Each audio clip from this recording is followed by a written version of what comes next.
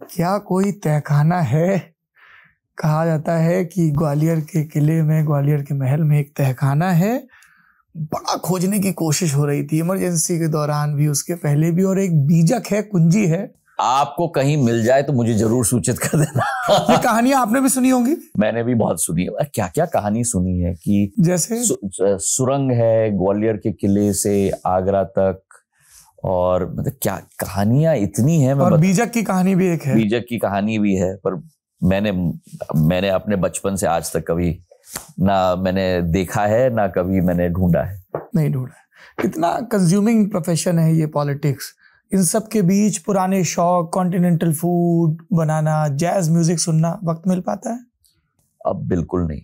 No मोर playlist की, ये मेरी जैज की प्लेलिस्ट है, ये मेरी नहीं। प्लेलिस्ट तो मैं आपको बताऊं, प्लेलिस्ट तो मेरी है जी, और प्लेलिस्ट में इस्तेमाल करता हूं जब मुझे समय मिलता है कसरत करने के लिए, और वो बहुत जरूरी है आपकी दिनचर्या में।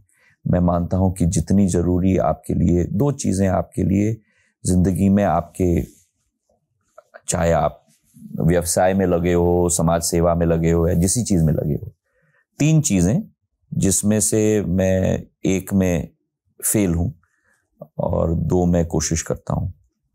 एक जहां मैं फेल हूं वो है मेडिटेशन बहुत जरूरी है। समय नहीं मिलता।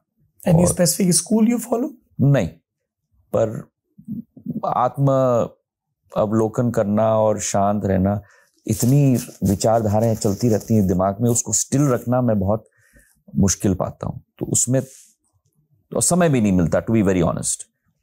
दूसरा जो बहुत महत्वपूर्ण है कि, और लोग ये समझते नहीं है, पर अच्छी नींद बहुत जरूरी है बॉडी के लिए। आप 6 घंटे भी सो, 5 घंटे भी सो, पर क्वालिटी ऑफ स्लीप बहुत इंपॉर्टेंट है।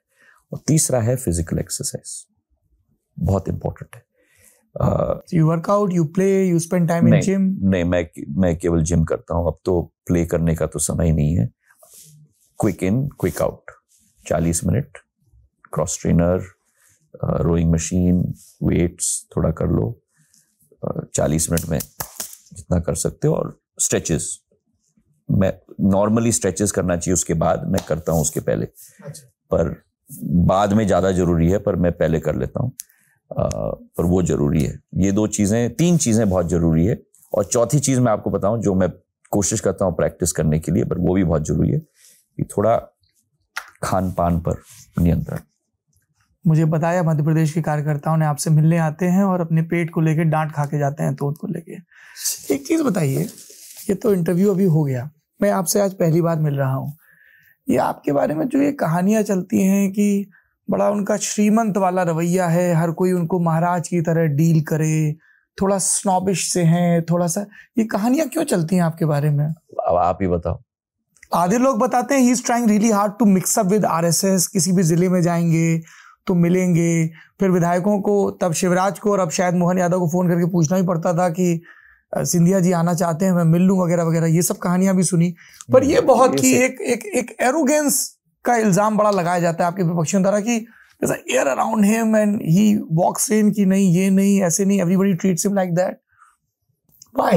मुझे नहीं मालूम, आप मुझे बताओ। ये कहानियां आप तक पहुंचती हैं? पहुंचती हैं। And how do you respond to it? देखिए, मैं ये मानता हूं कि जितना आप जीवन में जमीन को पकड़ के चलोगे, उतना जीवन आपका ज्यादा सार्थक होगा। सफलता के रूप में नहीं, ये आपको तय करना है कि आपके जीवन में आपका लक्ष्य क्या है। आज मेरी आजी अम्मा को, मेरे पूज्य पिताजी को आज भी लोग क्यों याद करते हैं? इसलिए नहीं क्योंकि वो नेता थे, बड़े नेता थे, पर मैं मानता हूं इसलिए क्योंकि वे दोनों अच्छे इंसान थे। She was a very kind lady. तो आपको अपने जीवन में ये तय करना है कि आपका लक्ष्य क्या है। मेरे जीवन में मेरा लक्ष्य ये है कि आपके दिल में मैं स्थान पा पाऊं। पर नेता के तौर पे परसेप्शन की लड़ाई भी तो जीतनी होगी ना। नरेंद्र मोदी की सफलताओं में एक बड़ी वजह ये भी है ना, ये सही है कि उन्होंने अपने परसेप्शन बड़े मजबूत बनवाए अपने। ये सही है, जो आप कह रहे हो बिल्कुल सही है, और शायद इस पर मुझे और काम करना है।